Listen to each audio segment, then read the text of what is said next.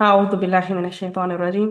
हमारे पास आज पारा नंबर 12 है और आगाज हो रहा है वमा मिन दाब्बा। ये जो है इस पारे का टाइटल है आपके सामने। और हमारे पास पहली जो आयात है 1 से लेकर 8 तक, वो जाएंगी पहले रुकू में। और इसमें तज़किरा किस चीज़ का किया जा रहा है? अल्लाह सुब्हानहू व तआला की बंदगी का और अल्लाह सुब्हानहू व तआला से बख्शिश मांगने का तज़किरा किया जा रहा है।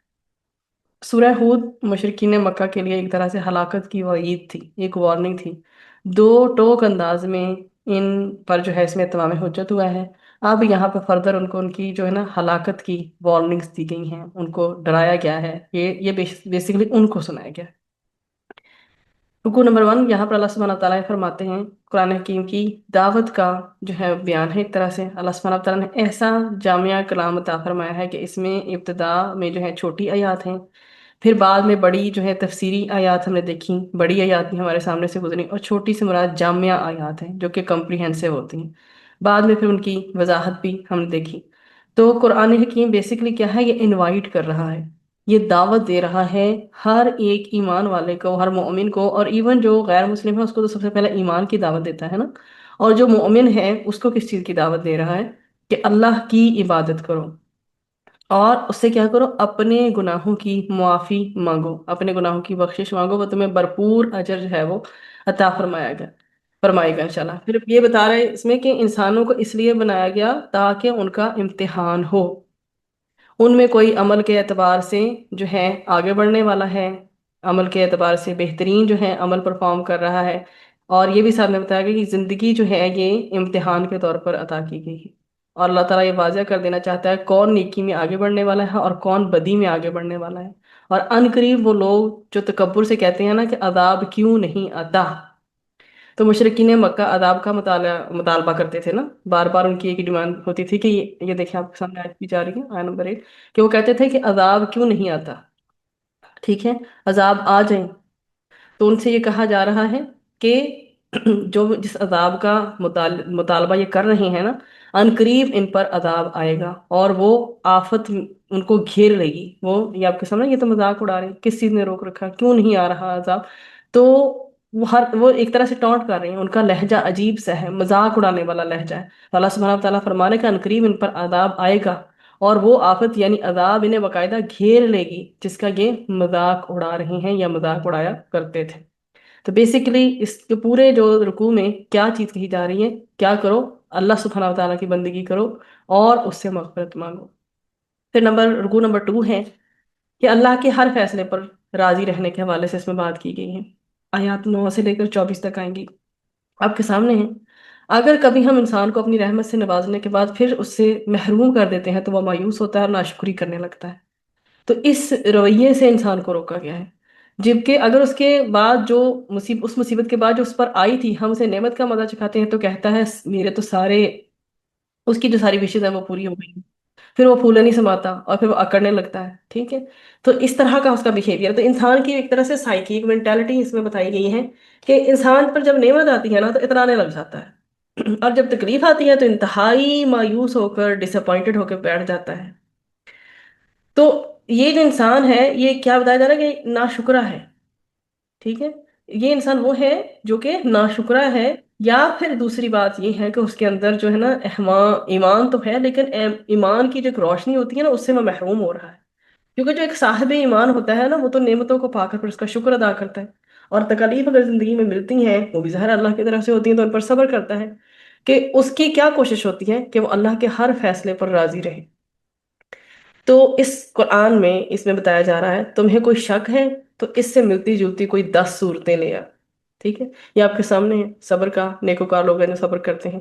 फिर आगे जो है मजीद अगली आयत आपके सामने है कि बात की जा रही है अगर तुम्हें शक है ना, ये आपके सामने आयत नंबर 13, कि अगर तुम्हें इस कुरान पे शक है किसी भी लिहाज से जो तुमने शक समझा हुआ है तो ऐसा करो कि 10 सूरतें बी अशरी सुवरिन, 10 सूरतें जो है ना वो बना लो।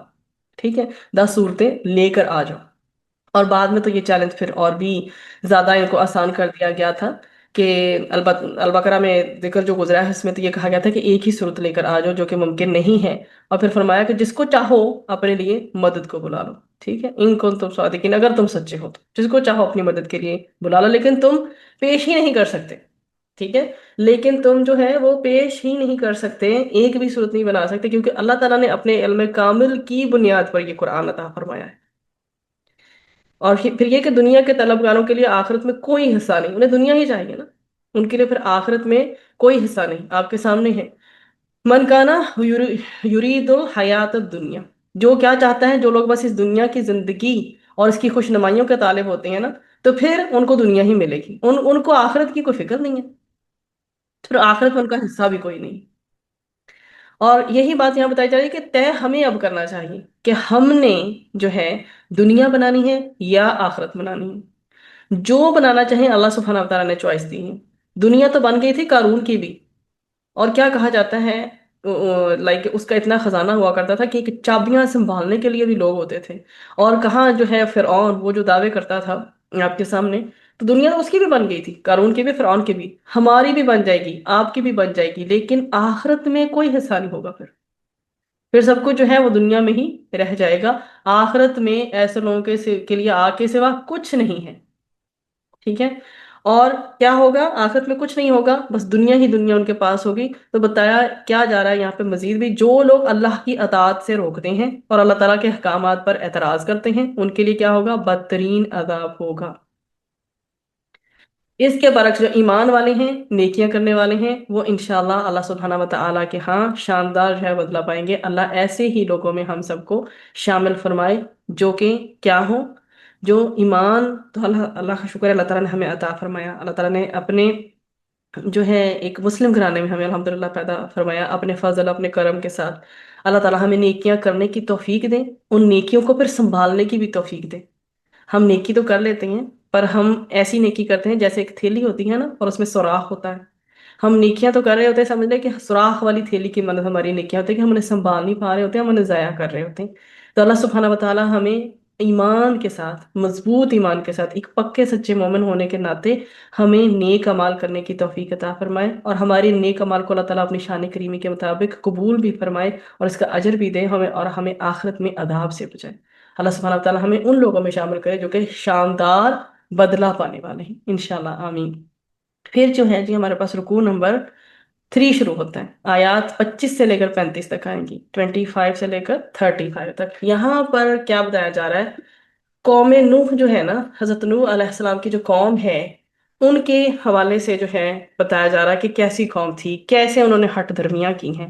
وَلَقَدْ أَرْسَلْنَا نُوحًا إِلَىٰ قَوْمِهِ إِنِّي لَكُمْ نَذِيرٌ مُّبِينٌ، اور البتہ تحقیق ہم نے بھیجا نوح علیہ السلام کو اس کی قوم کی طرف، ٹھیک ہے، اور بے شک کس کام کے لیے بھیجا تھا؟ کہ وہ خبردار کر دیں جا کے ان کو، ٹھیک۔ اب یہاں پر ہم یہ بھی دیکھیں گے کہ کس قدر بے بسی ہے ایک نبی کی بھی، کہ بیٹا بھی ساتھ نہیں دے رہا، اور کسی کا باپ نبی ہو اس کو یہ چیز جو ہے اس کی مغفرت کا سورس نہیں بن سکتی، یہ بھی آج ہم دیکھیں گے۔ اب یہاں پہ حضرت نوح علیہ السلام کی قوم کی بات ہو رہی ہے، ان کا باقاعدہ الیبوریٹ کیا جا رہا ہے ان کے بارے میں، اور یہ ذکر ہم پہلے بھی کر کے آ چکے ہیں، غالباً سورۃ الاعراف میں ہم نے دیکھا تھا، اور یہ سورہ ہود میں بھی قوموں کے واقعات ہیں، نبیوں کے حوالے سے، اور وہی دوبارہ سے عبرت دی جا رہی ہے۔ اور اس مقام پر بیسکلی اس مقام پر جو یہ مقام آیا ہے قرآن میں، اس میں ہٹ درمی کا تذکرہ ہے، اور وہ ہٹ درمی کرتی کون ہے؟ ایلیٹ کلاس، بڑی کلاس، جو بڑے اور امیر لوگ ہوتے ہیں۔ تو آپ کی جو قوم ہے، وہ آپ نے اپنی قوم کو اللہ وحدہ لا شریک کی عبادت کرنے کی جو ہے وہ دعوت دی، اللہ کو وحدہ لا شریک ماننے کا کہا کہ اللہ ہے ایک، اس میں اس کے ساتھ کسی کو شریک نہ ٹھہراؤ، شرک سے روکا ہے، اور ہر نبی کا یہی میسج ہوا کرتا تھا، فرسٹ اینڈ فارموسٹ پہلا میسج یہی تھا اپنی قوم کو، اللہ کی عبادت میں کسی کو شریک نہ ٹھہراؤ، اللہ ایک ہے، وحدہ لا شریک ہے، وہی ہے عبادت کے قابل، وہی ہے معبود، وہی ذرے ذرے کا مالک ہے، وہی ہمارا خالق ہے، صرف اسی کے آگے سر جھکاؤ۔ لیکن قوم نے آپ کی رسالت کے دعوے کو معاذ اللہ کیا کہا؟ جھوٹا، جھوٹا قرار دیا، دیکھیں کیسا رویہ ہے، اور الزام تراشی کی، بد کلامی کی قوم کے کم تر اور جو گھٹیا لوگ ہیں، کہ لائک انہوں نے بد کلامی کیا کی کہ قوم کے جو کم تر اور جو گھٹیا لوگ ہیں نا، وہ ہے جو تمہاری بات مان رہے ہیں، یہ سردار کائنڈ آف جو پیپل ہیں، جو لیڈر کائنڈ آف پیپل ہیں، وہ تو تمہیں نہیں مان رہے۔ تو یہ ہمیشہ ہر دور کے متکبر لوگ جو ہے نا، وہ وہی ہوتے ہیں جو کہ زیادہ تر پیسے والے ہوتے ہیں، امیر کبیر ہوتے ہیں، کبر میں آگے بڑھ چکے ہوتے ہیں، تو کبر ان میں ہوتا ہے۔ اور بد کلامی یہ کرتے ہیں، کہتے ہیں کہ قوم کے جو کمتر ہیں بیچارے وہ غریب ہیں اس لیے، اور وہ مفلس ہیں، ان کے پاس مال و اسباب اتنے نہیں ہیں، تو ان کو انہوں نے کمتر اور گھٹیا کہتے ہیں، کہ وہ لوگ ہیں کمتر اور گھٹیا جنہوں نے تمہاری بات کو مانا۔ اور پھر یہ بھی بات بتائی گئی کہ جیسے کہ ہر دور میں متکبر سردار رہے ہیں یا الیٹ کلاس رہی ہے، ٹھیک ہے، اسی طرح سے صاحب ایمان کون ہوتے ہیں عموماً؟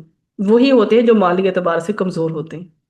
ان کے ان کا جو تکبر کا انداز نہیں ہوتا مذاق اڑانے کا، وہ جب ایمان لے آتے ہیں تو بس پھر وہ عاجزی کے ساتھ زندگی گزارتے ہیں۔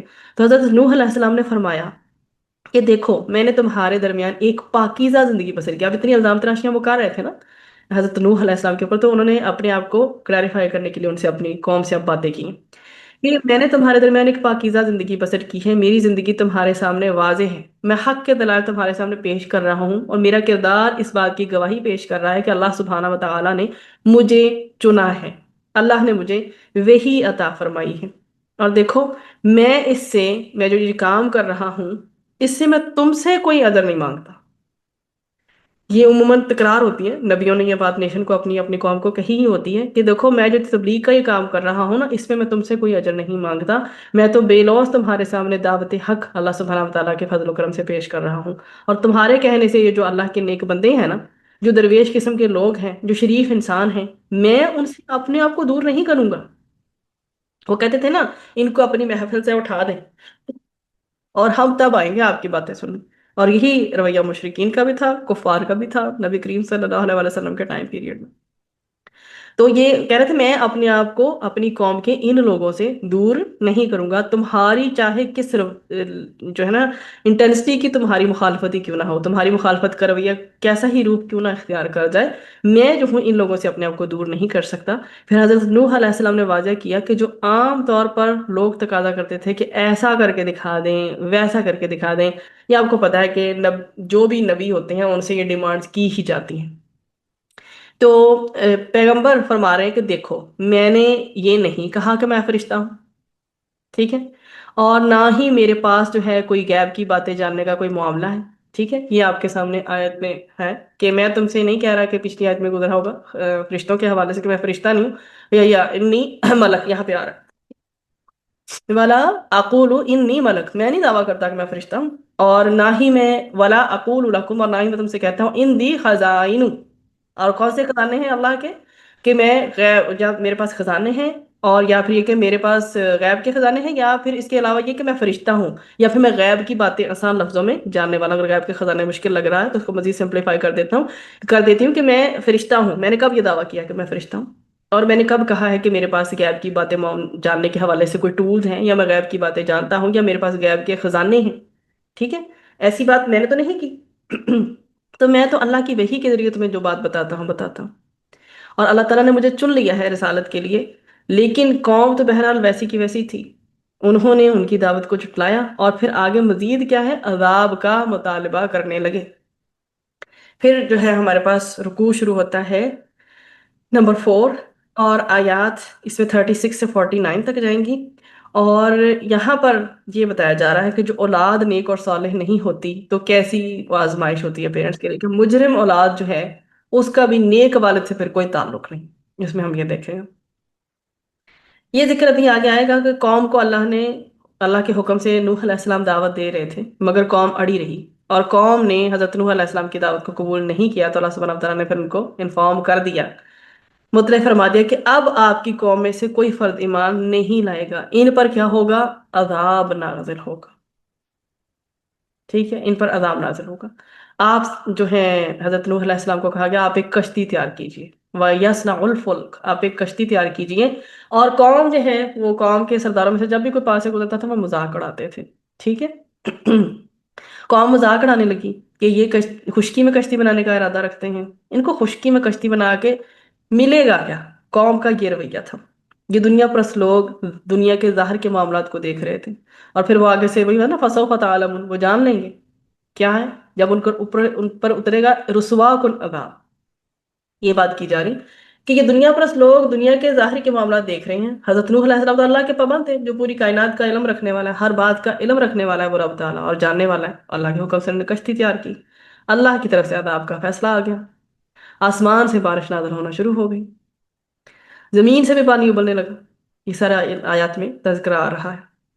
اور پھر کیا ہوا کہ آسمان سے بارش نازل ہونا شروع ہوئی، زمین سے بھی پانی ابلنے لگا. حضرت نوح علیہ السلام نے تمام ایمان والوں کو اور ہر مخلوق کے ایک ایک جوڑے کو کشتی میں سوار کر لیا.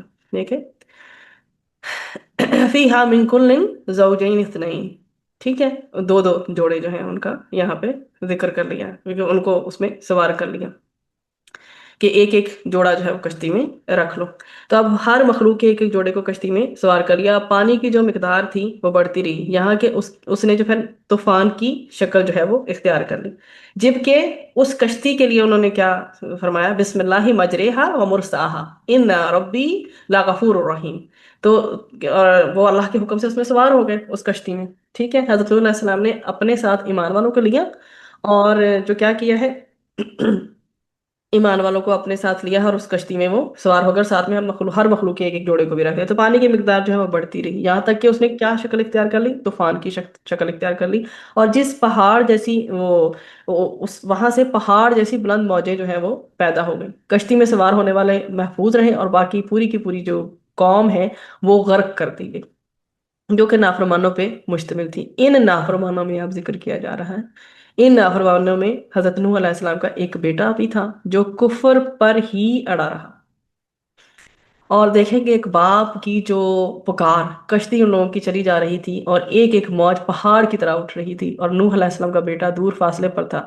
اور حضرت نوح علیہ السلام نے پکار کر کہا، بیٹا ہمارے ساتھ سوار ہو جا، کافروں کے ساتھ نہ رہ، ولا تکن مع الکافرین. لیکن اس نے انکار کر دیا، اور پھر وہ کفار قوم کے ساتھ جو ہے غرق ہو گیا. اب اللہ سبحانہ و تعالیٰ سے حضرت نوح علیہ السلام نے دعا کی، اے اللہ میرے بیٹے کو بچا لے. اللہ نے جواب دیا، اس کا تم سے کوئی تعلق نہیں. اللہ اکبر. ٹھیک ہے، اب یہ دیکھیے، قال، باپ کی بے بسی تک حضرت نوح علیہ السلام کی. قال فرمایا، یا نوح علیہ السلام نے، حضرت نوح علیہ السلام نے جب دعا کی نا کہ وہ تو میرے گھر والوں میں سے تھا، آگے سے اللہ سبحانہ تعالیٰ فرما رہے ہیں، انہو لیس من اہلک، وہ تو تیرے گھر والوں میں سے نہیں ہے، he is not from your family, انہو عمل غیر صالح. یہ وہ کیسا ہے اس کی بات کی جا رہی ہے کہ وہ تیرے گھر والوں میں سے نہیں ہے کیونکہ وہ ہدایت پر ہی نہیں. کیسا عمل ہے؟ غیر صالح. اس کی اردو میں جتنی مرضی ایکسپلینیشن کر لیں جو، تو ہم اسے جو ہے وہ کر ہی نہیں سکتے. ایک جو ہے یہاں پہ تو سمپلی یہ لکھا ہوا ہے نا کہ ایک بگڑا ہوا کام ہے. تو اللہ سبحانہ تعالیٰ نے فرمایا کہ وہ ایمان کی بیسکلی دولت سے خالی ہے. تو پھر ایمان کی دولت سے خالی انسان کیسا ہوا کرتا ہے؟ اب یہاں پر فردر دیکھیں کہ اللہ سبحانہ تعالیٰ نے کیا فرمایا ہے کہ وہ جو ہے کیا نہیں ہے. جب انہوں نے کہا کہ میرے بیٹے کو بچا لے، تو اللہ سبحانہ تعالیٰ نے کہا اس کا تمہارے سے کوئی تعلق ہی نہیں ہے. اللہ اکبر. اور پیغمبر کا بیٹا ہے، مگر کس چیز کی دولت سے خالی ہے؟ ایمان کی دولت نہیں ہے اس کے پاس، اور پیغمبر کے مشن میں ساتھ نہیں ہے. سب سے بڑی بات، تو پیغمبر کی بات قبول بھی نہیں کر رہا. پیغمبر کا بیٹا ہونا یہ اس کو اللہ کے عذاب سے نہیں بچا سکتا. اب آپ یہ دیکھیں، آج اس حوالے سے بات کرتے کرتے ابھی آئی، کئی دفعہ جو ہے اولاد ایسی آزمائش بن جاتی ہے پیرنٹس کے لیے کہ عموماً خاندان والوں کو تو باتیں سننی ہی پڑتی ہیں جب کوئی ایسا عمل غیر صالح جیسا بچہ نکل آئے.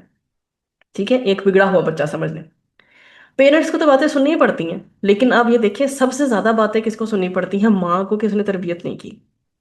تو آج جو لیڈیز بھی ہیں جن کے بچوں نے کسی حساب سے بھی اپنی ماؤں کو پریشان کر رکھا، تو آج میں اس حوالے سے تھوڑی سی بات کروں گی. دیکھیں، حضرت نوح علیہ السلام جو ایک نبی ہیں، کیا ان کی تربیت یا ان کی پرورش، ان کی اپ برنگنگ میں بچے کو ریز کرنے میں کوئی کمی رہ گئی ہوگی؟ ایک نبی کا بیٹا اور ایمان کی دولت سے آ رہی.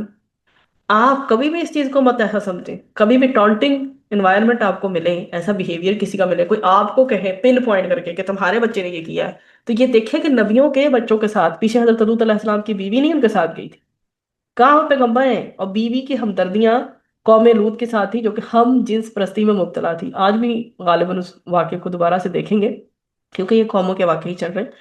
تو کہنے کا مقصد یہ ہے کہ اگر پیرنٹس کا دل دکھتا ہے، اور اسپیشلی ماں کو جو پین کیا جاتا ہے کہ تم نے تربیت اچھی نہیں کی، تو آج آپ یہ دیکھ لیں کہ ایک نبی کو بھی کہہ دیا گیا کہ تمہارا اس سے کوئی تعلق ہی نہیں ہے، ایون کون کا بیٹا ہے۔ تو آپ بھی اپنے دلوں کو اتنا نہ کمزور کریں، اللہ سے دعا ضرور کریں اللہ تعالیٰ آپ کے بچے کو راہ راست پر لے آئے، اللہ نہ کرے ایسی آزمائش میں کسی بھی پیرنٹس کو پڑنا پڑے۔ لیکن اگر کوئی اس سے گزر بھی رہا ہے تو اللہ سے اپنا تعلق مضبوط کرے، اللہ سے دعا کرے، کیونکہ دعا جو ہے نا وہ تقدیر بدل دیتی۔ اس کے بعد جو ہے آگے فردر ذکر کیا جا رہا ہے اس بات پہ کہ پیغمبر کا ساتھ نہیں دے رہا مشن میں، تو پیغمبر کی جو ہے ایسوسیشن ہونا، اٹیچمنٹ ہونا، رشتہ داری ہونا، یہ عذاب سے نہیں بچا سکے گا۔ تو اللہ کے ہاں نجات کے لیے محض خونی رشتے کافی نہیں ہیں، ایمان کا رشتہ ہونا، ایمان کی دولت کا ہونا، یہ سب سے پہلی کنڈیشن ہے اللہ کے ہاں۔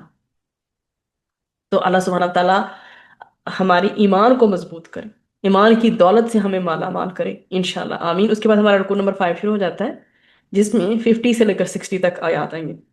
اس میں جو ان لوگوں کا تذکرہ ہے جو حق کو مان کر ہی نہیں دیتے، حق کو جٹلاتے ہیں، پھر اللہ سبحانہ تعالیٰ نے ان کا انجام بھی ان کو بتا دیا۔ آیات 50 سے 60 ان کو دیکھتے ہیں۔ تھیم قوم عاد کا ذکر ہے یہاں، جن کی طرف حضرت ہود علیہ السلام کو بھیجا گیا تھا۔ انہوں نے اللہ کی عبادت کی دعوت بھی دی اور ان سے کہا کہ اللہ سے کیا کرو، بخشش مانگو، اور فرمایا کہ دیکھو اگر تم نے میری بات مان لی تو اللہ تم پر رحمتوں کی بارش برسائے اور تمہاری قوت میں اضافہ کر دے گا۔ یہ یہاں پہ نا بیسیکلی استغفار کرنے کے فائدے بتائے گئے ہیں۔ وَيَا قَوْمِ اسْتَغْفِرُوا رَبَّكُمْ ثُمَّ تُوبُوا إِلَيْهِ، وہ کیا کرے گا؟ يُرْسِلِ السَّمَاءَ عَلَيْكُمْ مِدْرَارًا۔ ٹھیک ہے، اللہ سبحانہ تعالیٰ تمہارے کیا آسمان کے جو ہیں تمہارے اوپر کیا کھول دے گا؟ اللہ سبحانہ تعالیٰ آسمان کے دہانے یہاں پر لکھا ہوا ہے، تو اللہ سبحانہ تعالیٰ کھول دے گا تم پر آسمان سے، مطلب ایک طرح سے کیا رحمتیں برسانے کی بات کی جا رہی، بخشش کے حوالے سے بات کی جا رہی کہ اللہ سبحانہ تعالیٰ تمہارے اوپر رحمتیں برسا دے گا، ٹھیک ہے، اور تمہاری قوت میں مزید اضافہ کرے گا، اس طرح کا میننگ ہے۔ مگر قوم نے پھر بھی توہین آمیز رویہ ہی اختیار کیا ہے اور حضرت حود علیہ السلام کی بات کو جٹلایا ہے، اور کہنے لگے کہ ہمیں لگتا ہے کہ جو تم ہمیں وحی کی دعوتیں دے رہے ہو اور اللہ سبحانہ تعالیٰ کو وحدہ لا شریک ماننے کی دعوتیں دے رہے ہو نا، تو ہمیں تو لگتا ہے کہ ہمارے جو معبود ہیں نا انہوں نے تم پہ کوئی اثر ڈال دیا تمہاری اس دعوت کے چکر میں۔ یہ دیکھیں قوم کا کس قدر توہین امیز انداز ہے کہ انہوں نے جیسے تمہارے خدا نخواستہ دماغی حصی کام کرنا چھوڑ گئی ہے، ایسی بات کی جا رہی ہے، اس قدر بد کلامی۔ تو حضرت حود علیہ السلام نے فرمایا کہ گواہ رہو، میں تمہارے ان جھوٹے معبودوں سے کیا کرتا ہوں؟ اعلان براعت کرتا ہوں، انی بری ہوں، میں کس سے بری ہوں، بری الذمہ ہوں، ٹھیک ہے، کس چیز سے؟ مما تشرکون، تم جو کچھ بھی کرتے خدائی میں جس جس کو بھی شریک ٹھہراتے جا رہے ہو، میں کمپلیٹلی ان سے بیزار ہوں۔ میں نے تمہیں کیا پہنچا دیا؟ حق پہنچا دیا، میں نے اپنی طرف سے کوئی کسر نہیں چھوڑی، میں نے تمہیں حق پہنچا دیا ہے اور تم نے اسے نہیں مانا، ٹھیک ہے، وہ مان کر نہیں دیتے تھے۔ اب اللہ کی طرف سے عذاب کے لیے تیار ہو جاؤ۔ پھر اللہ کا عذاب آیا اور حق جٹلانے والے وہ جو سارے کے سارے لوگ ہیں وہ برباد کر دیے۔ اللہم اجرنا من النار۔ جی یہ آپ کے سامنے آیات گزر رہی ہیں کہ پھر رحمت کے مستحق نہیں ہوئے جو جو صورتحال ان کے ساتھ گزری۔ اس کے بعد آگے ہمارے پاس آئے تھے نا 61 سے نیکسٹ رکوع میں جا کے فال کریں گی۔ یہاں قوم سمود کا تذکرہ آ گیا اور ہم اٹھنی کا پہلے سے بھی تذکرہ لے کے آ چکے ہیں، دوبارہ سے اسے مختصر ذکر کروں گی۔ رکوع نمبر 6 61 سے 68 کا تھیم دیکھتے ہیں، اور یہاں پر جو ہے بیسیکلی جو فالو کرتے ہیں اپنے فور فادرز کو جو کہ ہیں بھی گمراہ، ان کا ذکر بھی آئے گا، اور ساتھ میں قوم ثمود کی بربادی کے حوالے سے بھی یہاں پہ ساری فردر انفارمیشن گیون ہے۔ تو گمراہ جو ہیں آباء و اجداد کی پیروی کے حوالے سے بات ہے۔ حضرت صالح علیہ السلام نے اس قوم کو توحید کی دعوت دی اور جھوٹے معبودوں کو چھوڑنے کا کہا کہ ان کو چھوڑ دو، ان کی بندگی نہ کرو، لیکن ان لوگوں نے جھوٹے معبودوں کو چھوڑنے سے انکار کر دیا۔ اللہ سبحانہ وتعالیٰ نے قدرت کی نشانی کے طور پر، اپنی قدرت کی نشانی کے طور پہ کیا ان کی طرف بھیجا تھا؟ اونٹنی عطا فرمائی تھی جو ایک باقاعدہ پہاڑ سے برآمد کی گئی تھی، اور پھر بتایا بھی تھا اللہ تعالیٰ نے پوری قوم کو کہ دیکھو اسے بری نیت سے ہاتھ مت لگانا۔ ان لوگوں نے اونٹنی کو ہلاک کر دیا، پھر ان کے ساتھ کیا ہوا یہ اللہ سبحانہ تعالیٰ فرما رہے ہیں، آیا نمبر آپ کے 64 پیچھے 64۔ اس میں اللہ سبحانہ تعالیٰ فرما رہے ہیں اے میری مطلب کہ اور حضرت صالح علیہ السلام نے اللہ کے حکم سے اونٹنی جو ہے اللہ سبحانہ تعالیٰ کے حکم سے آ گئی، جو حضرت صالح علیہ السلام کو قوم بار بار مطالبے کر رہی تھی۔ اب وہ بتا رہے ہیں، اے میری قوم کے لوگوں، دیکھو یہ اللہ کی اونٹنی تمہارے لیے ایک نشانی ہے، اسے خدا کی زمین میں چرنے کے لیے آزاد چھوڑ دو، اسے ذرا بھی تعارض نہ کرنا، ٹھیک ہے؟ ورنہ وہ وارن کر رہے ہیں کہ تمہیں عذاب آ پکڑے گا، ٹھیک؟ لیکن نہیں باز آئے وہ، انہوں نے کیا کیا، انہوں نے اونٹنی کو مار ڈالا، فَعَقَرُوهَا، انہوں نے چھوڑا نہیں اس کو۔ پھر کیا کیا، فَقَالَ تَمَتَّعُوا فِي دَارِكُمْ ثَلَاثَ أَيَّامٍ، 3 دن بعد جو ہے پھر قوم پر عذاب آ گیا۔ اور یہ ذالک وعد غیر مکذوب، ٹھیک ہے؟ اب یہ جو عذاب آیا، اس کے جو لائک اللہ سبحانہ تعالیٰ کی طرف سے آرڈر تھا، یہ تو آخر رہنا تھا، یہ ایسا تھوڑی کہ جو وعدہ تو پورا ہونے والا نہ ہو، یہ تو ہو کے ہی رہنا تھا، بس ان کی جو ٹائم پیریڈ تھا ان کا پورا ہو گیا، اب قوم پر عذاب آ گیا اور زلزلے سے پوری قوم ہلاک کر دی گئی۔ اللہ سبحانہ وتعالیٰ نے صالح علیہ السلام کو اور اہل ایمان جتنے بھی تھے ان کو محفوظ رکھا، اور قرآن میں یہ اور بھی پلیسز پہ واقعہ آئے گا بھی، اور اس سے پہلے ہم پڑھ کے آ بھی چکے ہیں، سورۃ الأعراف میں بھی ہم پڑھ کے آ چکے ہیں۔ اور اس کے علاوہ جو ہے آگے رکو نمبر 7 جو ہمارا شروع ہوتا ہے وہ 69 سے جائے گا 83 تک۔ اب یہاں پر بات آ گئی ہے، بات شروع ہو رہی پہلے تو حضرت ابراہیم علیہ السلام کے پاس، لیکن تھیم ہم موسٹلی دیکھیں گے، ہم جنس پرستی کی بات ہوگی آگے جا کے قوم لوط کے حوالے سے، اور اس کی پھر عبرتناک سزا کے حوالے سے بات ہوگی، لیکن جو فرشتے ہیں پہلے حضرت ابراہیم علیہ السلام کے پاس آئے تھے، ٹھیک ہے؟ اور قوم لوط کی جو عمل تھا وہ ہم جانتے ہیں کہ کس قدر گندگی کے عمل میں وہ مبتلا تھی، اور جب فرشتے آئے ہیں تو پہلے تو حضرت ابراہیم علیہ السلام کے پاس آئے ہیں، اور ان کی جو وائف، ان کی زوجہ محترمہ بی بی سارہ کے پاس آئے، اور انہوں نے کیا کہا، انہوں نے آ کر ان کو خوشخبری دی، فرشتے خوشخبری لے کے ان کے پاس پہنچے تھے، تو ایک بیٹے کی اور پھر مزید ایک پوتے کی بشارت بھی اسی جگہ پہ دی۔ حضرت ابراہیم علیہ السلام کی بیوی کھڑی تھی اور وہ سن کر ہنس دی، وہ خوش ہو گئی، اور پھر ہم نے اس کو اسحاق کی، اور اسحاق کے بعد یعقوب کی خوشخبری دی، صرف ایک نہیں، زیادہ خوشخبریاں دے کے گئے، اور کیا کہتے ہیں کہ ایک بیٹے کی خوشخبری دے رہے ہیں، اور پھر مزید فرمایا کہ ایک پوتے کی بھی گڈ نیوز دے کے جا رہے ہیں۔ اور حضرت ابراہیم علیہ السلام کی زوجہ محترمہ جو ہے بی بی سارہ، انہوں نے پوچھا میرے ہاں بیٹا کیسے پیدا ہوگا، ٹھیک ہے؟ انا عجوز وہذا بعلی شیخن ان هذا لشیء عجیب، آگے سے وہ پوچھتی ہیں کہ میں تو بانجھ ہوں، ٹھیک ہے؟ بانجھ کے میں تو فرٹائل نہیں ہوں، تو بانجھ ہوں، اور میرے شوہر جو ہیں بڑے ہیں، آپ کے سامنے ہیں، یہ ساری آیت چل رہی ہے، اور یہ تو بڑی ہی عجیب بات ہے۔ تو فرشتوں نے آگے سے کہا ہے کہ اللہ سبحانہ و تعالیٰ جو چاہے سو کر سکتا ہے، سبحان اللہ علی کل شیء قدیر، ٹھیک ہے؟ اللہ سبحانہ و تعالیٰ کے لیے تو کچھ مشکل نہیں ہے نا کچھ کرنا۔ پھر بی بی سارہ کو حضرت اسحاق علیہ السلام عطا ہوئے، اور وہ ابراہیم علیہ السلام کے بیٹے، ان کے بیٹے یعقوب، وہ بھی پھر پوتے کے طور پر بعد میں عطا ہوئے۔ پھر یہی فرشتے آگے جو ہے وہ پیش قدمی کرتے ہیں قوم لوط کی طرف، ٹھیک ہے؟ اب یہ جاتے ہیں قوم لوط کے پاس، اور قوم لوط جو ہے، اور حضرت ابراہیم علیہ السلام کی، رکیے کیا ایک منٹ پیچھے، آیت آیت 76 75 پہ 75، حضرت ابراہیم علیہ السلام کی یہ نا یہ والی جو صفت ہے بہت ہی خوبصورت صفت ہے، ان ابراہیم لحلیم اواہ منیب۔ اچھا یہاں پر جو ہے، یہاں اور طرح سے میننگ یہاں پہ اس طرح واضح نہیں ہو رہا، اواہ منیب جو کہ آہیں بھرنے والے تھے، پھر آپ بار بار اللہ تعالیٰ کی طرف پلٹنے والے تھے، حلیم کا مطلب تو ہے ٹالرنٹ اور سافٹ، ٹالرنس کرنے والا، اللہ سبحانہ تعالیٰ کی طرف بار بار رجوع کرنے والے، بار بار پلٹنے والے تھے، اور آہیں بھرنے والے تھے، تو کس کس کے لیے؟ بندگی کے طور پر۔ اور اللہ سبحانہ تعالیٰ نے پھر دیکھے نا ان کا مرتبہ بھی کہاں سے کہاں لے گئے ہیں، مقام ابراہیم جہاں پہ ہم اب جا کر دیکھتے ہیں پھر کیسے ان کو فالو کرتے ہیں، لائک فردر جو بھی ہیں، حضرت حاجرہ علیہ السلام صفا مروہ کے حوالے سے ہمیں ملتی ہیں جو بھی چیزیں، حضرت ابراہیم علیہ السلام کی قربانیاں، سارا کچھ، تو یہ ان کی جو صفات ہیں، یہ جب ہم کبھی ڈیٹیل سے اسٹڈی کریں نا، بہت ہی خوبصورت صفات ہے، پھر انسان کا دل چاہتا ہے میں بھی ایسا بنوں جیسے کہ حضرت ابراہیم علیہ السلام خلیل اللہ تھے۔ آگے چلتے ہیں آگے، اس میں جی حضرت لوط علیہ السلام کے پاس فرشتے پہنچے، اور لوط علیہ السلام کی قوم انتہائی بری اور گندی قسم کی بیماری میں تھی، جسے کہتے ہیں ہومو سیکشوالٹی ان انگلش، اور اردو میں ہم جنس پرستی۔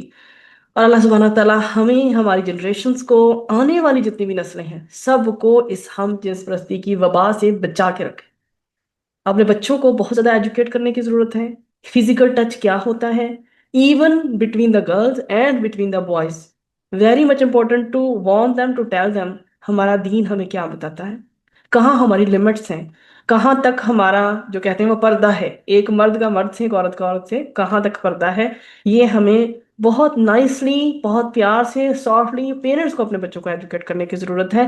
اب کسی پہ بھی بھروسہ نہ کریں کبھی بھی، یہ جو جب بھی واقعہ اتنی بار آتا ہے نا قرآن میں، میرا خیال ہے 9 بار آتا ہے قرآن میں، اور یہ اس چیز کو بتانے آتا ہے کہ اپنی اولادوں کی، اپنی بھی پتا نہیں ہوتا نا انسان کا زندگی کیوں دعا مانگتے ہیں ہم اللہ تعالیٰ ہمیں جو خاتمہ ایمان بالخیر کرے، یہ چھوٹی سی دعا نہیں ہے، یہ تو میں کہتی ہوں دعاؤں کا بھی خزانہ ہے کہ اللہ تعالیٰ ہمارا خاتمہ ایمان بالخیر کرے۔ آپ یقین کریں اتنے بڑے بڑے اسکالر جنہوں نے اتنی اعلیٰ ترین کتابیں لکھی، کیسے انہوں نے اسٹرانگ ایمان کے ساتھ زندگی گزاری، اور جب آخری وقت آیا شیطان نے ایسا ورغلا دیا ان کو کہ وہ بےچارے دین حق پہ مر بھی نہ سکے، یا دنیا کے رہے نہ آخرت کے، چلو دنیا تو کمائی ہوگی، آخرت کے تو نہ رہے نا جو ہمیشہ کی زندگی۔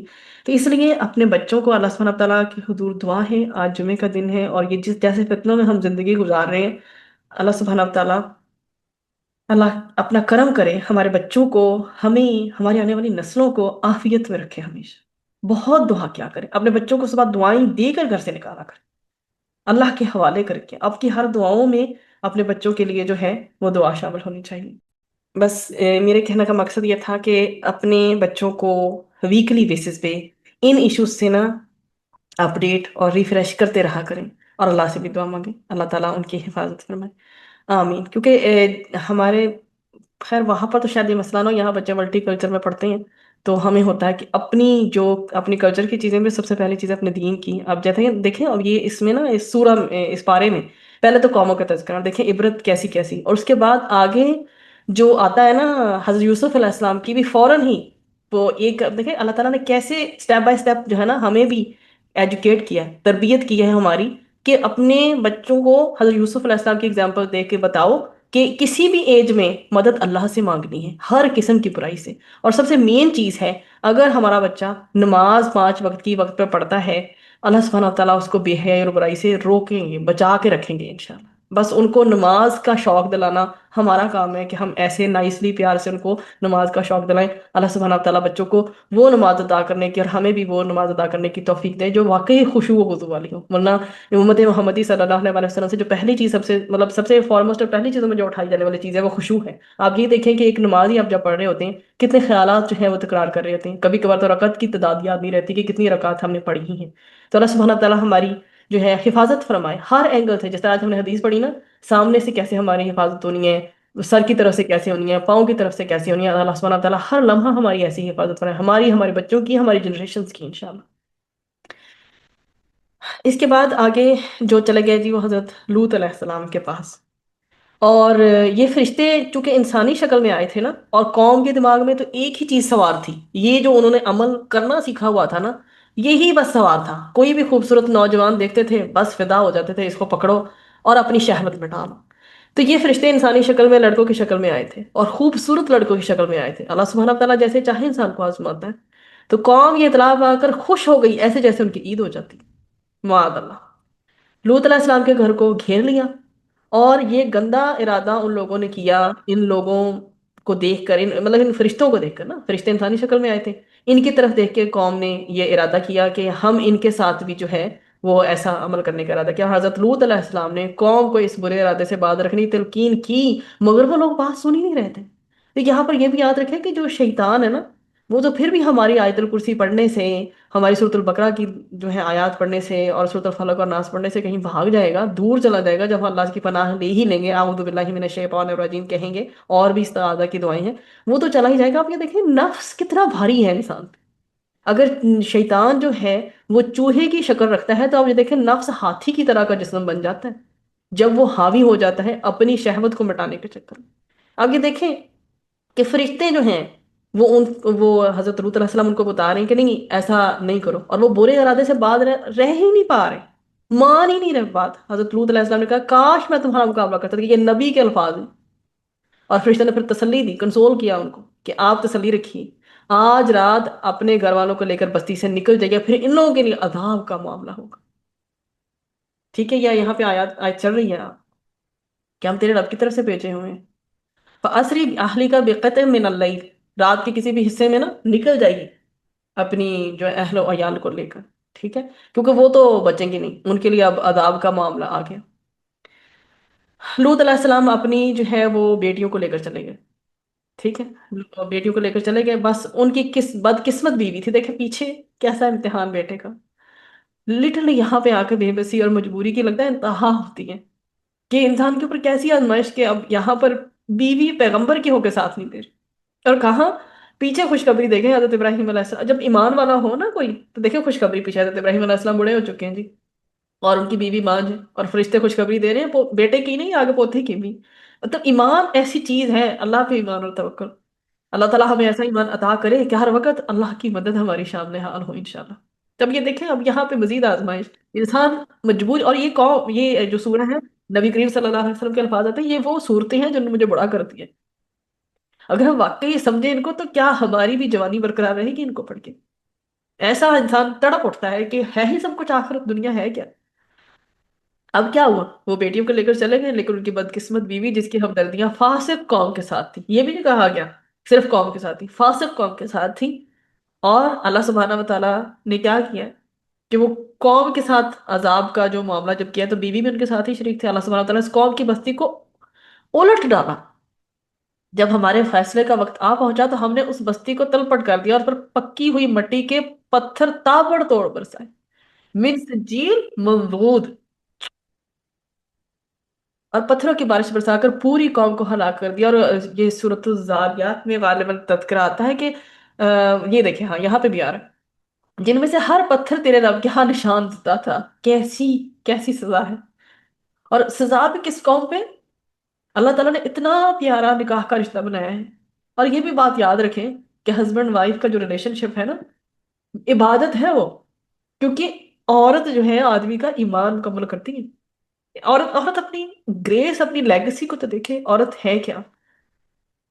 और कहाँ उसके ऑपोजिट जाके मर्द से मर्द का जो ताल्लुक कायम हो रहा है, अल्लाह को कितना घिनौना और बुरा जुर्म लगता है। अल्लाह ताला ने उन लोगों की सजा के लिए हर बंदे के नाम पे पिन पॉइंटेड पत्थर था कि ये इसको जाकर लगना है। अल्लाह अकबर।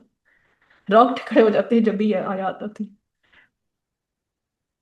क्योंकि ये गंदा तरीन जुर्म था, कुल कायनात का जितनी भी नेशंस गुजरी हैं, आपने बाकी भी पढ़े, ये गंदा तरीन जुर्म था। और फिर अल्लाह सुब्हानहू तआला ने इसको सजा भी जो इनको दी है, वो भी बदतरीन सजा अल्लाह सुब्हानहू तआला ने इसको आपको दी है। अभी तक भी वहां पे आसार है। उसके बाद रुकू नंबर 8 है, आयात 84 से लेकर 95 तक होंगे हमारे पास। इसमें ये बताया जा रहा था, है ना, जब एक कौम फसाद का मामला करती है, नापतोल में कमी करती है, तो उनके माल हलाल और पाक तो नहीं ना रह जाते। तो हराम खोरी जो है, जब आदत पड़ जाए उसकी, तो लोगों को हलाल और हराम की फिर समझ भी नहीं आती। तो यहाँ पे हराम खोरी का बहुत ही बैड किस्म का अंजाम बताया जा रहा है। हजरत शुएब अलैहिस्सलाम की कौम का तज़किरा शुरू हो जाता है। और शुएब अलैहिस्सलाम जिस कौम की तरफ भेजे गए, वो भी शिरक करती थी। और शिरक तो करती ही करती थी, यहाँ पे भी तज़किरा है कि वो नाप तोल में कमी करती थी। और जो सूरतुल मुतफ्फिफीन में भी जाकर आप देखें, तो आपको पता चलेगा कि वो नाप तोल में तभी के जुर्म में मुब्तला थी। उन्होंने कहा कि अल्लाह की बंदगी करो, तुम्हारा खुदा कोई नहीं सिवाय अल्लाह के, और नाप तोल में कमी ना करो। वाला तनकुसुल मिक्याल वल मीज़ान, नाप तोल में कमी ना करो।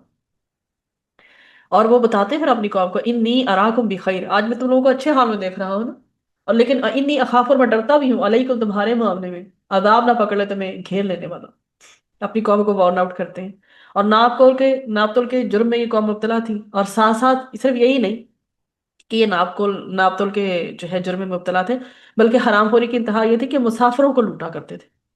और मुसाफिर तो देखें ना, अभी कभी हम सोचें कि ये अल्लाह सुब्हानहू तआला भी इतने फिर क्यों खफा होते हैं। अब आपको पता ही है, जब भी हम में से कोई सफर पे निकल रहा होता है, तो हम उसे क्या कहते हैं, मेरे लिए दुआ करना प्लीज।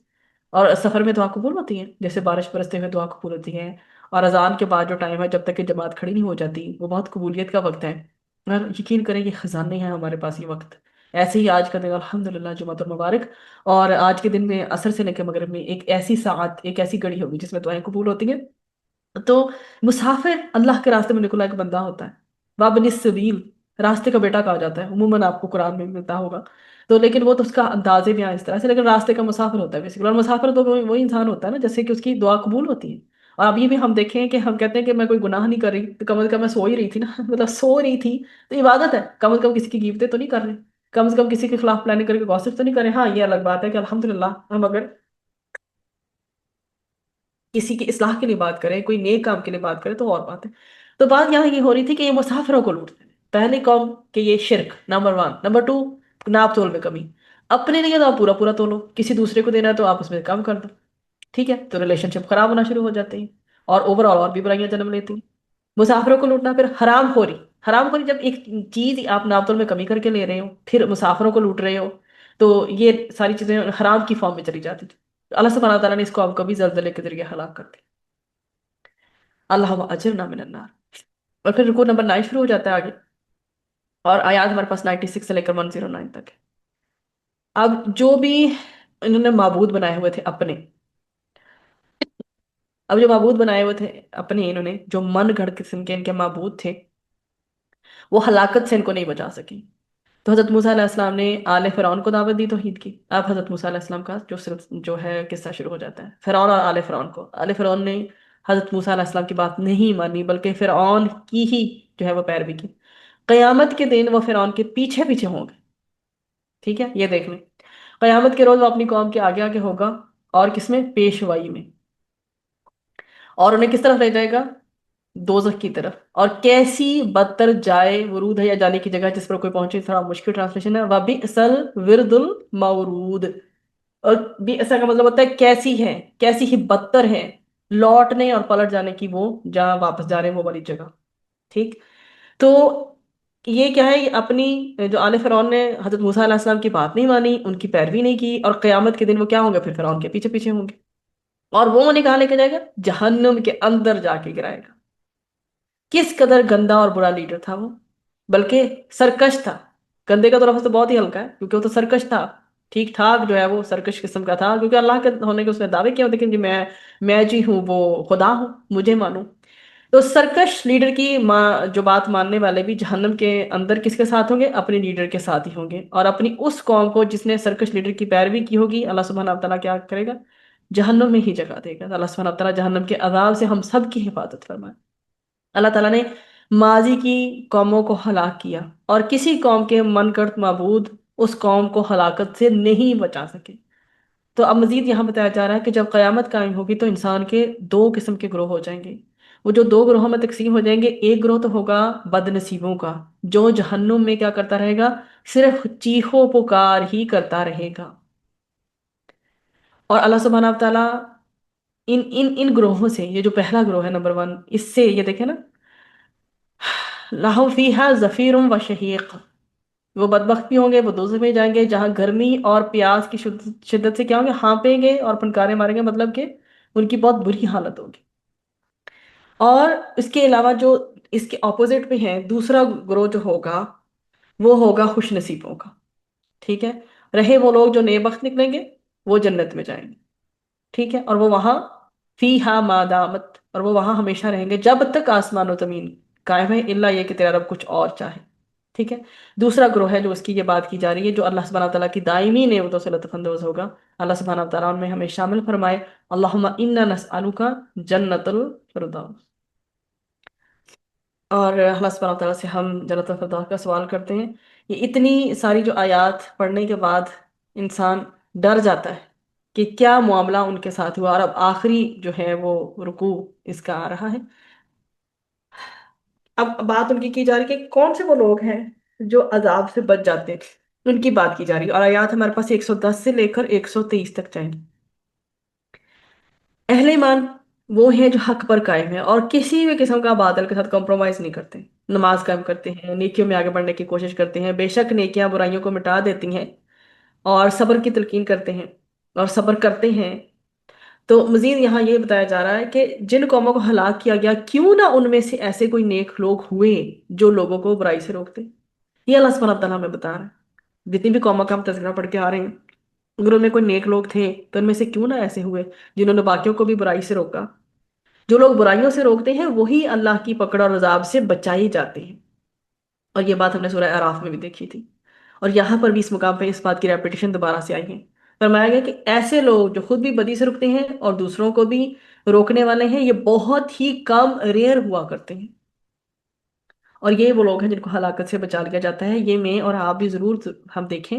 हम अमूमन किसी को भी कोई बात कहते हैं ना कि गलत है तो इससे रुक जाओ, तो हम डरते डरते रुक ही जाते हैं। लेकिन हम अपने तौर पे हिकमत के साथ बहुत नाइसली बात पहुंचा दें, अगला बंदा माने ना माने उसकी मर्जी, लेकिन हदायत देना अल्लाह का काम है।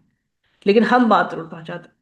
اب اس کے بعد ہے سورہ یوسف جس کا آغاز ہوگا، اور اس میں حضرت یوسف علیہ السلام کا کی جو یہ سورہ جو حضرت یوسف علیہ السلام کے نام کے ساتھ ہے، یہ ایسی سورہ ہے سبحان اللہ کہ احسن القصص اسے کہا جاتا ہے، کہ قرآن کی بہترین جو سورہ ہے ان میں سے ایک سورہ ہے، کیونکہ اس میں جو قصہ بیان کیا ہے سارا ہی ایک جگہ پہ بیان ہوا ہے پورا کا پورا، اور بہت ہی خوبصورت یہ سورہ ہے۔ پرسنالٹی بلڈنگ چاہے چھوٹوں کی ہو بڑوں کی ہو، ہر ایج میں توکل کرنا، ایمان کا مضبوط ہونا انسان کو سکھاتی ہے کہ کیسے وہ اللہ سے اپنا قرب قائم کرے۔ اگر کنویں میں راستہ مل سکتا ہے حضرت یوسف علیہ السلام کو باہر نکلنے کا، تو ہماری زندگی میں کم از کم اس کنویں جیسی آزمائشیں نہیں ہیں۔ تو اس میں بہت ہی خوبصورت ہم منفرد مزاج کی یہ صورت ہے، اس کو دیکھنے جا رہے ہیں۔ پورے قرآن حکیم میں ایسے مزاج کی صورت اور کوئی نہیں ہے، بہت ہی قیمتی باتیں ہیں اس کے اندر جو ہمارے سامنے آئیں گی۔ اور سورہ یوسف کو اگر ٹائٹل بھی دیا جائے، اول تو ہم ہیں نہیں اس قابل، ناچیز لوگ ہیں، اگر ہم ٹائٹل بھی دیں تو اس سے ہم کہہ سکتے ہیں کہ علم و حکمت سے معمور حسین واقعہ ہے اس سورہ میں، علم بھی ہے اور حکمت بھی ہے۔ رکوع نمبر 1 اور آیات اس میں ہمارے پاس 1 سے لے کر 6 تک ہیں۔ یہاں پہ کیا بتایا جا رہا ہے کہ حاسد جو ہے نا، ایک ہوتا ہے حسد کرنے والا، اس کو کیا کہتے ہیں؟ حاسد، اور ایک وہ ہوتا ہے جس سے حسد کیا جا رہا ہوتا ہے، وہ تو وکٹم ہوتا ہے بیچارہ۔ یہاں پہ یہ کہا جا رہا ہے کہ حاسد جو ہے نا تمہارے، اگر تمہیں پتا لگ گیا کہ تمہارے حاسد ہیں، ان کے سامنے اپنی خوبیوں کا، اپنی نعمتوں کا ذکر نہ کرو۔ تو اب آپ یہ دیکھیں کہ ہماری لائف میں چلتے ہیں معاملے الٹے، اور ان سے بچنے کی بہت زیادہ ضرورت ہے۔ اتنی سیلفی کلچر کریٹ ہو گیا ہے نا کہ کوئی بھی چیز ہم کھاتے بعد میں ہیں، پہلے اسے پکچر بنا کے فیس بک پہ، انسٹا پہ، Snapchat, whatever the things are, اتنا تو مجھے پتا نہیں ہے، واٹس ایپ پہ جس پہ بھی لوگ ڈالتے ہیں۔ دیکھیے نعمتیں جو ہوتی ہیں نا، ان کی حفاظت کرنے کا کہا گیا ہے، انہیں شو آف کرنے کا نہیں کہا گیا ہے۔ اچھا ہم کسی کی خدمت خلق بھی کر رہے ہیں نا، تو پلیز ہمیں کوشش کرنی چاہیے کہ ہم اس کی بھی نہ لیں، اگلے بندے کی بھی ایک عزت ہے، بلکہ جو صدقہ قبول کر رہا ہے، زکوٰۃ قبول کر رہا ہے، اس کے لیے کیا ہمیں کہنا چاہیے کہ تھینک یو، آپ نے جو ہے ہم سے قبول کیا اس کو۔ تو یہاں پر بیسیکلی یہ بتایا جا رہا ہے یہ کہ حاسد جو ہوتے ہیں نا، وہ تو وہ بعض نہیں، وہ رشک تو نہیں کر رہا ہے آپ کی نعمتوں، وہ تو حسد کر رہا ہے۔ اس کے بارے میں بتایا کہ حاسد کے سامنے اپنی خوبیوں کا ذکر نہ کرو۔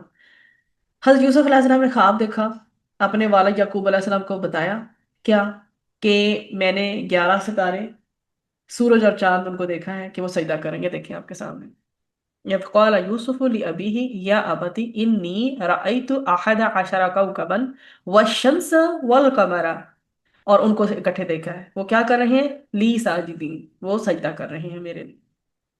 تو ان کو دیکھا ہے کہ میں نے 11 ستارے، سورج اور چاند ان کو سجدہ کر رہے ہیں۔ یعقوب علیہ السلام نے کہا بیٹا، اللہ تعالیٰ تمہیں کوئی بڑا مقام عطا فرمائے گا۔ حضرت یعقوب علیہ السلام جو ہیں، انہوں نے اسی وقت جب یہ بات ان کی سنی ہے، فوراً نصیحت کی، یہ جو ہے میں آپ کے سامنے کریں، قال یا بنی لا تقصص رؤیاک، کس کے سامنے؟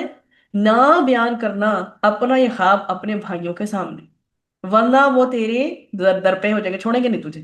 جیلسی نا، انہیں اپنے سارے بچوں کا پتا ہوتا ہے، اور پیرنٹس کو نا، بچے آج کل کے کہیں نہ کہیں کہ پیرنٹس کو کچھ پتا ہے یا نہیں، وہ بچے اپنے ہوتے ہیں کہ جو ڈسکریمنیشن ہوتا ہے ہمارے ساتھ، یہاں اس واقعے کو سن کے آپ کو پتا چلے گا وہ کس قسم کا ڈسکریمنیشن سمجھ رہے ہیں بچے۔ تو انہوں نے کہا کہ اس خواب کا ذکر اپنے بھائیوں سے بالکل بھی نہ کرنا۔ تو وہ تو آلریڈی ان کی والدہ کا انتقال ہو چکا تھا، حضرت یوسف علیہ السلام کی والدہ کا، اور یہ بہت پیارے تھے اپنے بابا جان کو، اور جبکہ باقی بھائی جو ہیں وہ 10 بھائی سیپریٹ تھے، وہ جو دوسری والدہ میں سے تھے۔ تو انہوں نے کہا اپنے خواب کو اپنے سوتیلے بھائیوں سے ذکر نہ کرنا۔ اور پھر بتایا جا رہا ہے مزید کہ 10 بھائی جو دوسری والدہ سے، تو ایک بھائی یہ جو ہے یہ اپنی ان کی والدہ میں سے بھی تھے ان کے، تو یہ 10 بڑے بھائی جو ہیں، یہ سوتیلے جو ہیں ان کے سامنے، تو آپ کو پتا اسٹیپ برادرز میں تو ویسے ہی بہت وہ جیلسی کا فیکٹر پایا جاتا ہے۔ بے شک وہ بچہ کسی بھی لحاظ سے جالس اسے ہونا چاہیے یا نہیں الگ بات ہے، لیکن وہ ہوتے تھے۔ اب انہوں نے کہا کہ یہ 10 بڑے بھائی ہیں تمہارے، ہیں بھی اسٹیپ برادر، سوتیلے بھائی ہیں، ان سے اس کو بیان نہ کرنا، ایسا نہ ہو کہ یہ تم سے کیا کریں؟ حسد کریں، اور حسد کی آگ میں جل کر تمہارے خلاف سازش کریں۔ اور آپ یقین کریں کہ ہمیشہ یہ ضرور یہ دعا مانگا کریں، اللہم انا نجعلک فی نحورہم ونعوذ بک من شرورہم۔ آپ کو نہیں پتا آپ کا کون آپ کا دشمن ہے، لٹرلی آپ نہیں جان سکتے، اتنی ہم میں اتنے سمارٹ نہیں ہیں ہم، میں آپ کو یہ بتا دوں، جتنے بھولے بالے ہم انسان ہوتے ہیں، ہمیں نہیں پتا ہوتا کون ہمارا دشمن ہے، کس لیول کا دشمن ہے، اور کیسا حسد کر سکتا ہے۔ جب ایک انسان کے اندر حسد کی بیماری ہوتی ہے نا، وہ دوسرے بندے کی جان تک لینے پہ تل جاتا ہے۔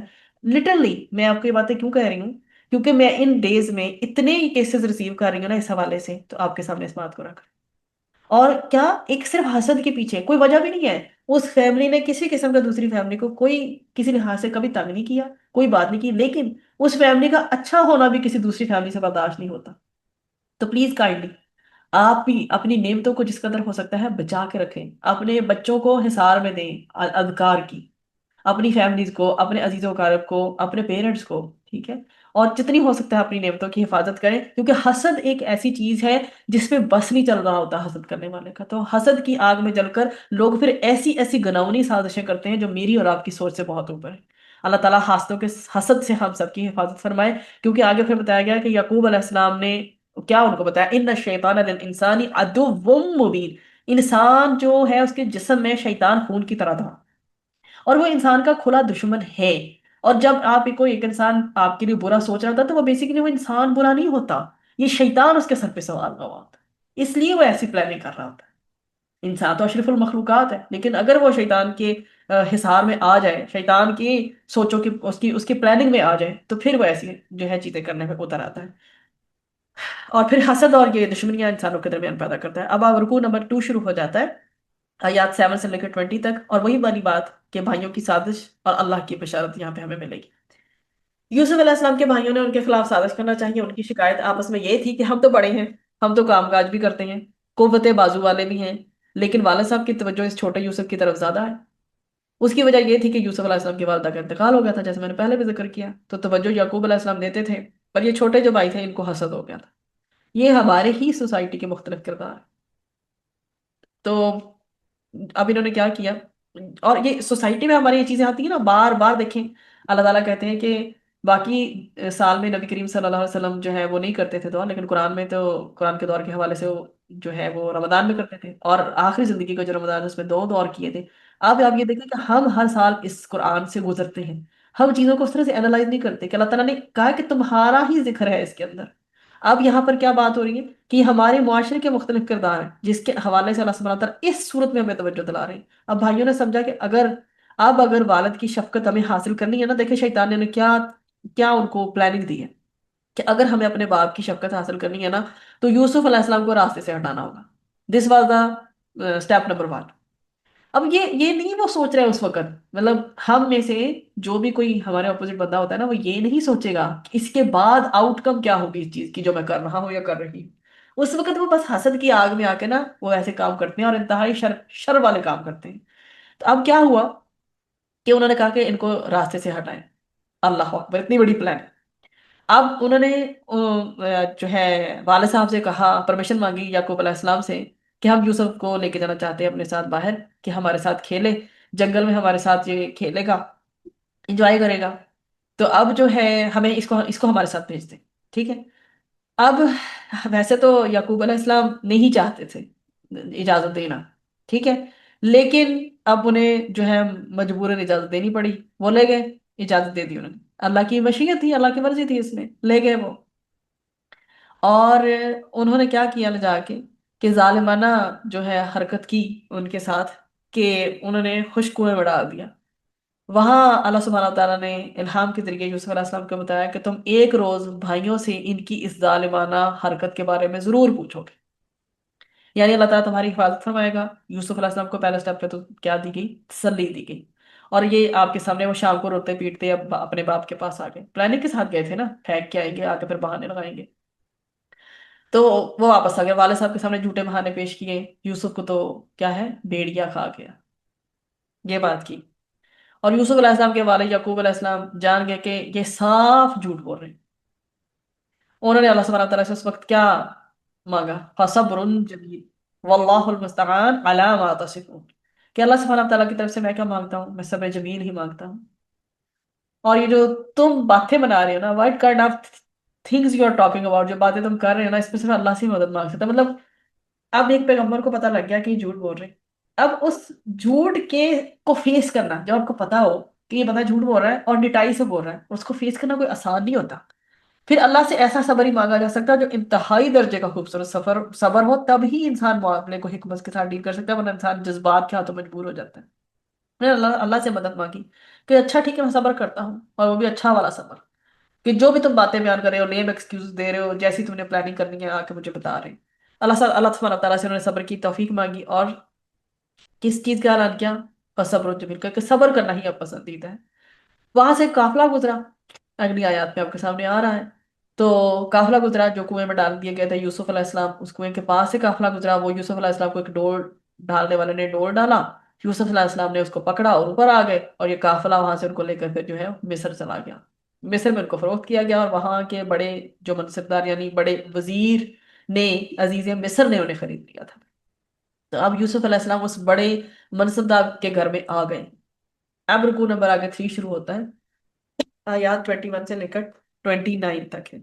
اللہ سبحانہ تعالیٰ ایمان والوں کو، اپنے نیک بندوں کو کیسے بچاتا ہے، ان کی گناہوں سے کیسے حفاظت فرماتا ہے، آگے ہمیں اس رکو میں اس کا تذکرہ کر رہا ہے۔ اللہ سبحانہ تعالیٰ کی یوسف علیہ السلام پر عنایات کا جو ہے وہ بیان ہے، کہ وہ جو عزیز مصر بہرحال کیا تھا، منصب دار تھا، اعلیٰ عہدے پہ تھا، اس کے گھر میں پھر بڑے بڑے لوگ جمع ہوتے تھے، اور بڑے بڑے وزراء بھی آتے تھے، منسٹرز، اور پھر ظاہر ہے معاملات جو سلطنت کے ہوتے ہیں بڑے بڑے وہ بھی ڈسکس ہوتے تھے۔ اسی دوران میں یوسف علیہ السلام وہاں موجود ہوتے تھے عموماً، اور وہ آبزرو کر رہے ہوتے تھے۔ تو اللہ سبحانہ تعالیٰ نے پھر ان کو خوابوں کی تعبیر کا علم بھی عطا فرمایا تھا، اور ڈیسیجن میکنگ کہ کبھی بھی کوئی معاملہ اگر پیش آ جائے نا، یہ آپ کے سامنے اپنی پوری جوانی کو پہنچا، تو ہم نے اسے قوت فیصلہ اور علم عطا کیا، اور اس طرح ہم نیک لوگوں کو کیا دیتے ہیں، وَكَذَلِكَ نَجْزِي الْمُحْسِنِينَ، ہم نیک لوگوں کو جزا دیتے ہیں۔ تو یہ بھی یہاں ذکر ساتھ ساتھ آ رہا ہے، اللہ سبحانہ تعالیٰ نے ان کو یہ عطا فرمایا تھا، خوابوں کی تعبیر کا بھی علم حضرت یوسف علیہ السلام کو عطا فرمایا تھا۔ اور اس سے اگلی بات اب جو آگے شروع ہونے لگی ہے، وہ یہ ہے کہ حضرت یوسف علیہ السلام انتہائی خوبصورت تھے، اور ایک خوبصورت ہو اور نوجوان بھی ہو، تو حسن جو ہے ظاہری سی بات ہے۔ اب یہاں پر یہی چیز بتائی جا رہی ہے آگے، کہ یوسف علیہ السلام اب جوان ہو گئے، جو عزیز مصر تھا ان کی بیوی نے ان کی خوبصورتی سے متاثر ہو کر معاذ اللہ ان کو کیا دی، گناہ کی انویٹیشن دی، اور یوسف علیہ السلام کے دل میں اللہ کا خوف تھا، اور انہوں نے اللہ سے التجا کی اور پناہ طلب کی، قال معاذ اللہ، ٹھیک ہے، تو اللہ سبحانہ تعالیٰ کی پناہ طلب کر رہے ہیں۔ اللہ تعالیٰ نے ان کی حفاظت فرمائی۔ اس عورت نے یوسف علیہ السلام پر برے فعل کا ارادہ کرنے کی کیا تہمت لگائی تھی، الزام لگایا تھا، لیکن اللہ تعالیٰ نے ایسی شہادتیں پیش کر دی کہ آپ کی پاکیزگی بڑے واضح ثبوت کے ساتھ جو ہے وہ ظاہر فرما دی، کیونکہ اللہ سبحانہ تعالیٰ اپنے ایمان والوں کی حفاظت کرتا ہے، یہ بہت ڈیٹیلڈ ہے سارا کا سارا۔ مین میں نے آپ کو تھیم بتا دیا کہ اس عورت نے جو ہے جو بھی کرنے کی کوشش کی، اور اللہ سبحانہ، اور چونکہ وہ نہیں تھے انوالو، تو اللہ سبحانہ تعالیٰ نے پھر، اللہ تعالیٰ سچوں کی، ایمان والوں کی حفاظت فرماتا ہے، اور یہ آیات میں آپ کے سامنے تذکرہ بھی چلا ہے۔ تو اللہ سبحانہ تعالیٰ نے عورت کا جو غلط ہونا موقع پر ہی جو ہے وہ ثابت فرما دیا۔ اب رکو نمبر 4 شروع ہوتا ہے، آیات 30 سے لے کر 35، 30 سے 35 تک، حضرت یوسف علیہ السلام کا مثالی یہاں پہ جو کہ کردار ہے، ان کا کریکٹر ہے، اس کو پورٹری کیا جا رہا ہے۔ اب مصر میں بڑے بڑے افسران اور وزراء کی بیگمات نے حیرت کا اظہار کیا، دے بیکیم سرپرائزڈ، یہ جو عزیز مصر کی بیوی ہے اپنے غلام پر فدا ہو گئی ہے، تو خبر پھیل گئی ہر جگہ۔ تو یہ غلام پر ایک عورت کیسے فدا ہو گئی؟ اس عزیز مصر کی بیوی کو پتا چلا، ان سب کی اس نے دعوت کر دی، سب کو بٹھایا، سب کے سامنے پھل رکھ دیے، ایک ایک چھری سب کو دے دی، اور حضرت یوسف علیہ السلام سے کہا کہ ان کے سامنے آ۔ جب ان سب نے یوسف علیہ السلام کو دیکھا تو حیران رہ گئی، سرپرائزڈ ہو گئی، اور کہنے لگی یہ تو کوئی فرشتہ ہے، اور جان بوجھ کر ان عورتوں نے اپنے ہاتھوں کو کاٹ کر حضرت یوسف علیہ السلام کو اپنی طرف متوجہ کرنا چاہا۔ یوسف علیہ السلام تو اللہ کے پیغمبر تھے، اللہ سبحانہ تعالیٰ کے حضور دعا کر رہے ہیں کہ اے اللہ، تو نے مجھے یہ جو ہے ان سے بچانا مجھے، کہ تو مجھے گناہ کی طرف، یہ جو عورتیں جتنی بھی ہیں یہ سب مجھے گناہ کی طرف مائل کر رہی ہیں، اگر تو نے میری حفاظت نہ کی اس وقت، تو کہیں میں ان کی طرف مائل ہو کر ناکام نہ ہو جاؤں، ٹھیک ہے۔ وہ اللہ سے مانگ رہے ہیں، تو اللہ کے پیارے پیغمبر یوسف علیہ السلام کی عفت اور پاک دامنی کی پوری داستان ہے اس کے اندر، کہ کیا التجا ہو رہی ہے آج زاننا، اللہ سبحانہ تعالیٰ سے دعا کریں کہ اگر اے اللہ تعالیٰ تو نے مجھے ان کے برے عمل سے نہ روکا، ان کے برے ارادے سے نہ روکا، تو میں کہیں مائل نہ ہو جاؤں ان کی طرف، میں ناکام نہ ہو جاؤں، کہیں لوزر نہ بن جاؤں۔ تو یہ پیغمبر کی عاجزی ہے، گناہوں سے بچنے کے لیے اللہ کے اذن سے، اللہ کی توفیق کے بغیر ممکن نہیں، اور ہمیں بھی مدد اللہ سبحانہ تعالیٰ سے ہی مانگنی چاہیے کہ اللہ ہمیں خیر میں آگے بڑھائے اور گناہوں سے بچنے کی توفیق عطا فرمائے۔ اب حضرت یوسف علیہ السلام کی جو دعا ہے وہ قبول کر لی گئی، اور جب افسران نے، شہر نے محسوس کیا کہ یہ ہماری عورتیں بھی کچھ فدا ہو رہی ہیں، تو ان کو کہ وہ ان کو काबू नहीं कर पा रहे थे, तो यूसुफ अलैहिस्सलाम को क्या किया गया, कैद खाने में डाल दिया। वाह अल्लाह। ये अल्लाह के पैगंबरों के साथ हुआ, आजमाइशें उनके साथ आती हैं। अल्लाह के नेक बंदों के साथ जो जुल्म सतम हुआ, से तारीख पूरी भरी पड़ी है। तो ये वहां पर ये हुआ कि उनको फिर कैद खाने में डाल दिया। अब जब कैद खाने में जाते हैं तो फिर फर्दर रुकू नंबर 5 जो है उसमें हमें तज़किरा मिलता है। आयत 36 से लेकर 42 तक आएगी। अल्लाह के पैगंबर है तो कोई भी मौका जो है दावत हक का वहां से जाने नहीं देते। तो यहाँ पर उनका जिक्र है कि दो नौजवान कैदी थे जिनके ख्वाबों का जिक्र आ रहा है इसमें।